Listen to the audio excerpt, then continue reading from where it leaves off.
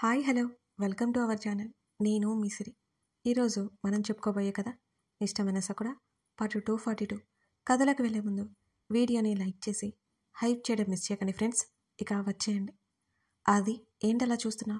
తన పాపని కళ్ళార్పకుండా చూస్తున్న ఆదిత్య భుజం మీద తట్టింది వర్ష. ఈ మధ్య మళ్ళీ వర్ష దగ్గరికి వెళ్ళాడు ఆదిత్య. పాపకి 5వ నెల నిండబోతుంది. తిరిగి తీసుకురావాలని తల్లితో వెళ్ళాడు. పాప పుట్టిన నెల రోజుల వరకు అక్కడే గడిపాడు. అప్పుడప్పుడు మాధవి అతన్ని అవమానిస్తున్నా అతను పట్టించుకోలేదు. అవి విన్న పార్వతమ్మ మాత్రం బాగా మాధవికి చివాట్లు పెట్టేది. అది నిన్నే. వర్ష మరోసారి కదపడంతో తల ఎత్తి వర్ష వైపు చూశాడు. ఇదంతా చూస్తుంటే నాకు మిరాకిల్ అనిపిస్తోంది వర్ష అని అన్నాడు ఆదిత్య. ఆది అంటూ అతని చేతిని పట్టుకొని, నీ హ్యాపీనెస్ నాకు అర్థమవుతోంది ఆది, కానీ నీ బాధ కూడా నాకు తెలుస్తోంది. ఏమైంది అని వర్ష అడిగింది. నా కూతుర్ని నేను ఎత్తుకుని తిప్పలేకపోతున్నాను వర్ష అని అన్నాడు భారంగా. ఆది, దిగులు పడితే అసలు బాగోదు. ఆల్రెడీ మూమెంట్స్ స్టార్ట్ అయ్యాయి కదా. థెరపీ కూడా స్టార్ట్ చేశారు. చూస్తూ ఉండు, ఇంకో సంవత్సరంలోపు నువ్వు నడిచేస్తావు. నేను ఎప్పుడూ చెప్తూ ఉంటాను కానీ నువ్వు పట్టించుకో. నా మాటలు నిజమయ్యాయి. వర్ష చెబుతుంటే ఆమె చేతులను ముద్దు పెట్టుకున్నాడు. అవును, నువ్వే బలంగా కోరుకునే ఉంటావు, అందుకే నిజమైంది అని నవ్వాడు ఆదిత్య. గుడ్ అంటూ అతని బుగ్గలాగింది వర్ష. కానీ ఐఎమ్ సారీ వర్ష. నీకు ఎన్నిసార్లు చెప్పాను జరిగిన వాటిని తలుచుకుని బాధపడ్డాం అనవసరమని. అయినా నువ్వు నా పక్కనే ఉన్నావు కదా, నాకేం పర్లేదు అని నవ్వింది. అతను ఎక్కువ మాట్లాడలేదు. తను నడవగలడు అనే ఆశ అతనిలో కూడా మొదలైంది.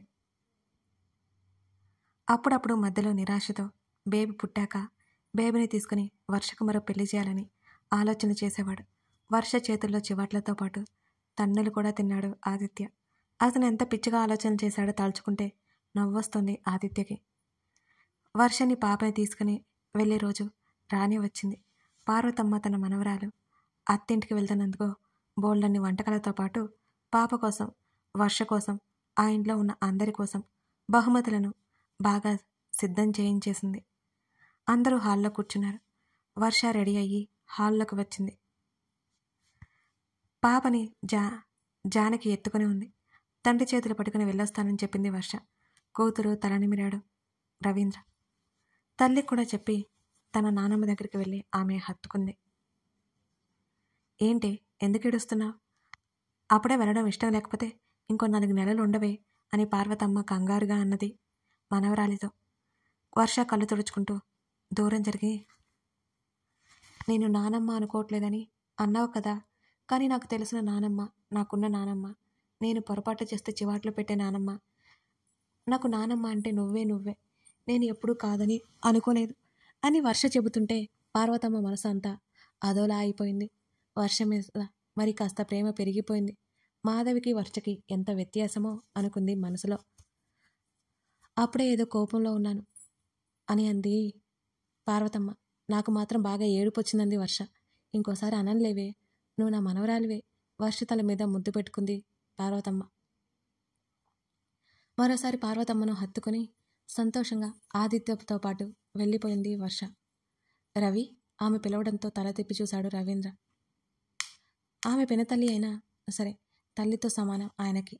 చెప్పమ్మా అని అన్నాడు. ఏవో పేపర్లు ఆయన ముందు పెట్టింది. ఏంటమ్మా ఇవి అని అడిగాడు ముట్టుకోకుండానే రవీంద్ర. ఆ చెరువు పక్కన పొలం, అలాగే మెయిన్ సెంటర్లో ఉన్న ఇల్లు, ఈ ఇల్లు, ఇంకా కొన్ని ఆస్తులు నీ పేరు మీద రాశాను అని చెప్పింది పార్వతమ్మ. అమ్మా, ఇప్పుడేంటి ఇవన్నీ? కొత్తగా రాయడాలేంటి?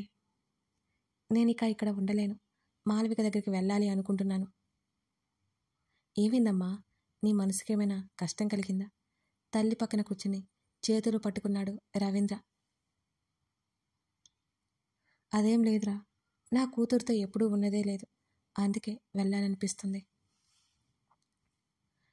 వెళ్తే వెళ్ళు, ఈ ఆస్తులు ఇవన్నీ ఎందుకు? నాకు లేనివా?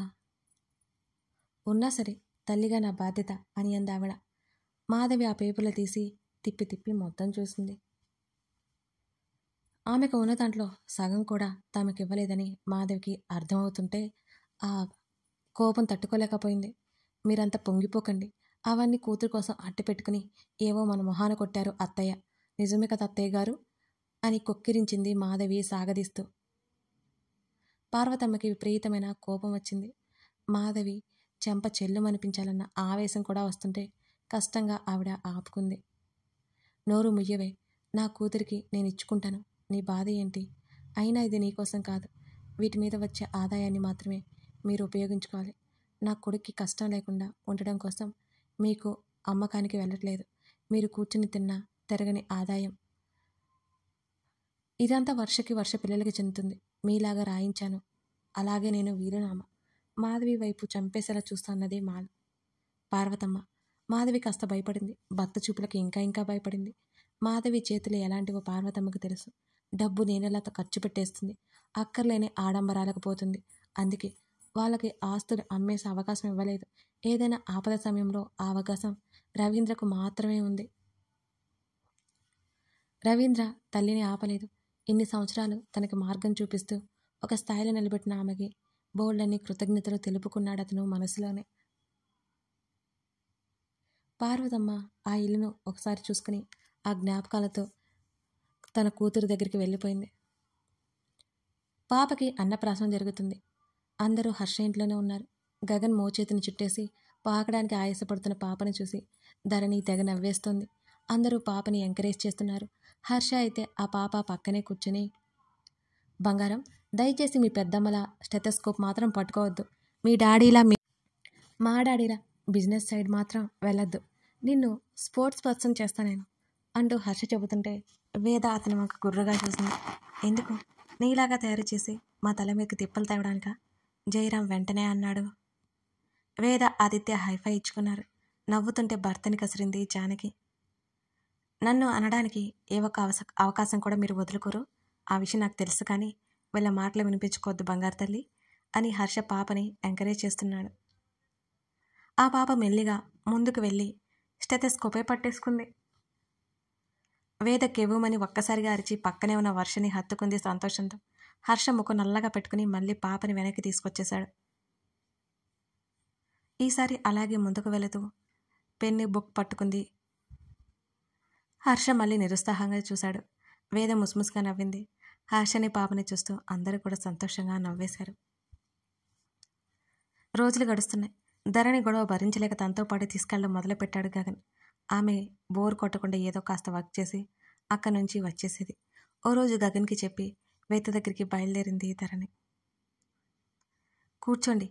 ఓపి చూస్తున్న వేదకి ఆ క్యాబిన్లోకి రావడంతో అది చాలా మామూలు విషయం అన్నట్టు తల ఎత్తకుండానే చెప్పింది. ఎదురుగా ఎవరో కూర్చున్నారు. వచ్చింది ధరణి అని ఆమెకు కూడా తెలియదు. తన ముందున్న ఫైల్లో ఏదో రాసుకుంటుంది వేద. ప్రాబ్లం ఏంటో చెప్పండి, ఆమె పనిలో ఉండే అడిగింది. బ్లూ కలర్ డ్రెస్ అది. డాక్టర్స్ అందరూ అలాంటి డ్రెస్సుల్లోనే ఉన్నారు. ఒక్కొక్క డిపార్ట్మెంట్కి ఒక్కొక్క కలర్ కోడ్ ఉన్నట్టు అర్థమైంది ఈ ధరణికి. ఆ రూమ్ అంతా కలే చూస్తూ, మా అక్క నన్ను కలిసి వారం రోజులైపోయింది, అదే నా ప్రాబ్లం. ధరణి మాటలు అర్థమవ్వగానే వచ్చింది ఎవరో తెలియగా వేద పెదవుల మీద నవ్వొచ్చేసింది. టక్కున తల ఎత్తి చూసింది. చేతిలో ఉన్న ఫైల్ పక్కన పెట్టేస్తూ, అయితే వెళ్ళి మీ అక్కని అడగాలి, నా దగ్గరికి వస్తే ఎలా అని వేద కళ్ళు ఎగరేసింది. ఆ మాటలకి ధరణి పెద్ద పెద్ద కళ్ళు కూడా చిన్నగా చేసి చూసింది వేద వంక.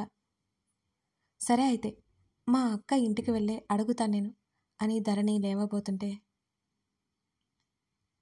ఆగవే బాబు అంటూ టక్కున ఆమె చేతిని పట్టి ఆపి, ఈ మధ్య బాగా హెవీ వర్క్ ఉంటుంది, ఇవాళకి ఫ్రీ అయిపోతానులే, ఇంకో 10 ఓపీలు ఉన్నాయి, అయిపోతే ఫ్రీ, కూర్చో అలా అని అన్నది వేద. బాబోయ్, ఈ హాస్పిటల్లో ఉండడం నా వల్ల కాదు, ఉండి నాకైతే విసుగొచ్చేసింది అని ధరణి ఆ మాటలు చాలా మామూలుగా ఉన్నా సరే వేదకి ఆమె ఎంత కష్టపడిందో గుర్తుకొచ్చేసింది. అబ్బా, కాసేపు కూర్చో, ఏం కాదులే. ఎక్కడ కాదులే కానీ క్యాంటీన్లోకి వెళ్ళు, ఈలోపు ఏదైనా తిని కాఫీ తాగుతూ ఉండు, నీ పాటికి వచ్చేస్తాను సరేనా? బాబోయ్, ఆ ఫుడ్ నాకొద్దమ్మా, అది కానీ తిన్నాను అంటే బావ చంపేస్తాను నన్ను అంది ధరణి. అబ్బచ్చా, గగన్ మాటలు తెగ వింటున్నట్టు మాట్లాడకే నువ్వు వేసే దొంగ విషయాలు నాకు తెలీదా ఏంటి?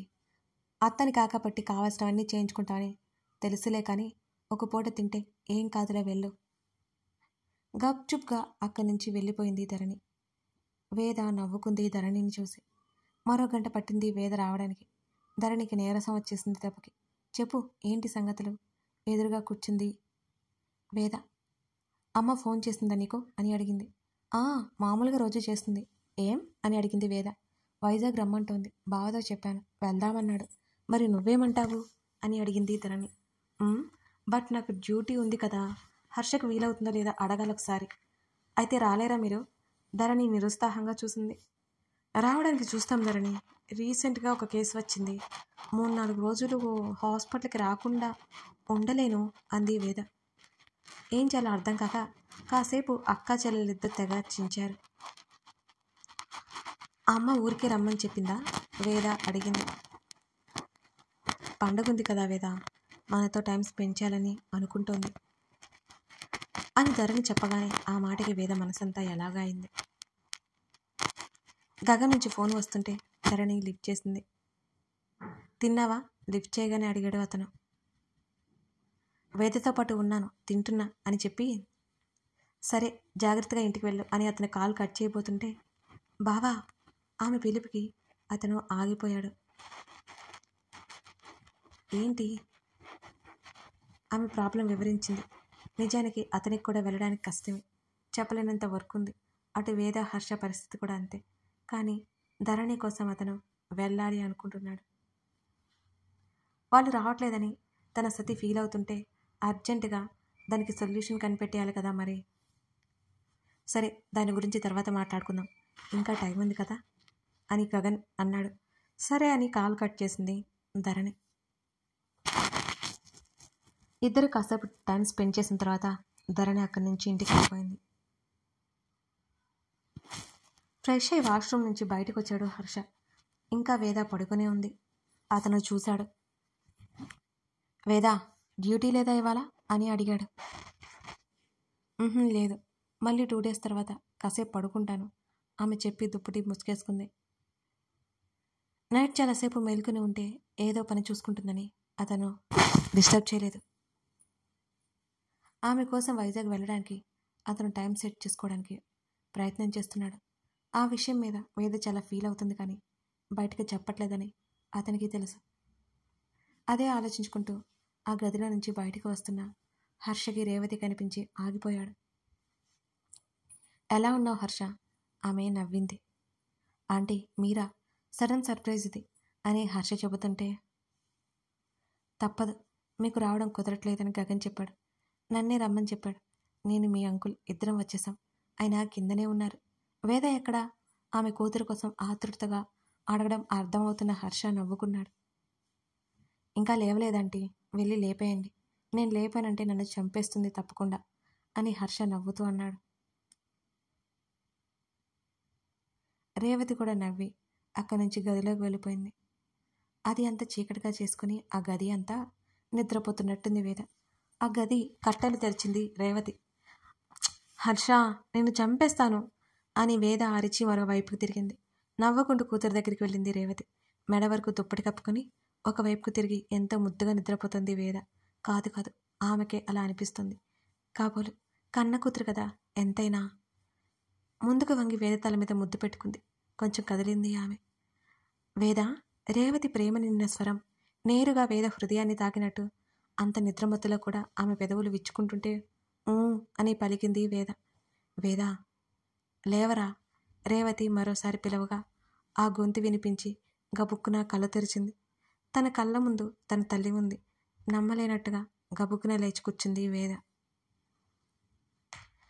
తనేమైనా కలగంటుందా? ఎదురుగా నవ్వుతూ చూస్తున్న రేవతిని చూస్తూ అనుకుంది. వేద ఆమె కూతురు చేయి పట్టుకోగానే అది నిజమే అని అర్థమవుతున్నా వేద అమ్మా అని సంతోషంగా కేక పెట్టి తల్లిని హత్తుకుంది. కథ కొనసాగుతుంది. ఇంకా మ్యాక్సిమం 2 episodes అనుకుంటున్నానండి ఈ స్టోరీ ఎండ్ అవడానికి. ఇంతవరకు మీరు ఈ స్టోరీ చూస్తున్నారు కదా, మీకు ఎలా అనిపించిందో మిస్ చేయకుండా చెప్పేయండి. ఇంకా ఎవరైనా మన స్టోరీని సబ్స్క్రైబ్ చేసుకునే వాళ్ళు ఉంటే తప్పకుండా సబ్స్క్రైబ్ చేసుకోండి మన ఛానల్ని. అప్పుడే నాకు సపోర్ట్గా ఉంటుంది కదా. పూర్తిగా ఎండ్ అయిన స్టోరీ వినాలి అనుకున్నా చదవాలి అనుకున్నా వారెవరైనా మీ ఫ్యామిలీలోనో మీ స్నేహితుల్లోనో ఉంటే వాళ్ళకి షేర్ చేయండి. మర్చిపోకండి friends. Thank you for watching this.